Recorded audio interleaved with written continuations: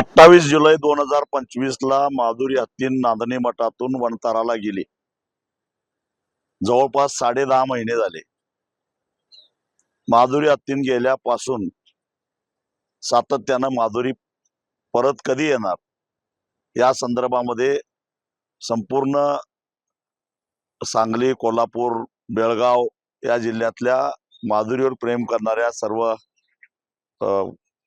हत्तीप्रेमी जनतेमध्ये एक भावना होती की हत्ती का येत नाही, माधुरी का आणली जात नाही. खरं तर 3 ऑगस्टला नांदणी मठ ते कोल्हापूर हा 45 किलोमीटरचा जो लॉंग मार्च निघाला आणि त्यावेळी सर्वधर्मीय सर्वपक्षीय जनतेनं जो काही प्रक्षोभ व्यवस्थेविरोधातला, कोर्टाच्या न्यायव्यवस्थेच्या विरोधातला आणि एकूणच शासनाच्या कार्यपद्धतीबद्दलचा, वणताराच्या कार्यपद्धतीच्या बद्दलचा प्रक्षोभ दाखवला होता, त्याची दखल सुप्रीम कोर्टाला सुद्धा घ्यावी लागली आणि सुप्रीम कोर्टानं आपलाच दिलेला निर्णय बदलून काही जुजबी सुधारणा करून माधुरी हत्तीला परत नांदणी मठामध्ये देण्याचा आदेश द्यावा लागला.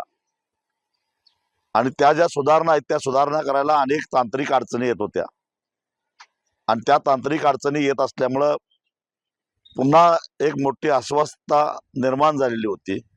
अफवा उठत होत्या, माधुरी जिवंतच नाही अशा प्रकारच्याही अफवा उठत होत्या आणि त्यामुळं वणतारा मॅनेजमेंटला अखेर माधुरी हत्तीन ज्या ठिकाणी तिथे गेली 40 वर्षे ती सुस्थितीत होतीच, परंतु तिला न्यायचंच म्हणून कटकारस्थान करून जे पुरावे तयार केले होते की ती इतर सुरक्षित नाही, त्यासाठी बनाव म्हणून का होईना तात्पुरत्या सुधारणा करून ज्या कायमस्वरूपी सुधारणा करायच्या त्याला काही वेळ लागतो हे लक्षात घेऊन तात्पुरत्या सुधारणा करून येत्या काही दिवसामध्ये माधुरी हत्तीन परत नांदणी मठाकडे सुपूर्द करायचा हा निर्णय वणताराला घ्यावा लागला. आणि एक प्रकारे जनतेच्या रेट्याचा काय फरक पडतो हे यातून सिद्ध झालेलं आहे. माधुरी हत्तीन परत येणार आहे ते सर्वसामान्य जनतेच्या रेट्यामुळं. कोण किती मोठा असला, काही असलं तरी जेव्हा जनता ठरवते त्यावेळी न्याय व्यवस्थेला सुद्धा जनतेसमोर झुकावं लागतं. याचं उत्तम उदाहरण म्हणजे आमची माधुरी हत्तीन.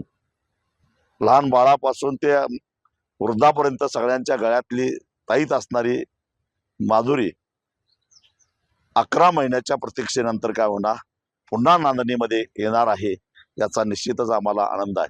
ती जर आली नसती तर 28 जुलैला येत्या पुन्हा एक मोठा लॉंग मार्च काढायचा निर्णय आम्ही घेतलेला होता.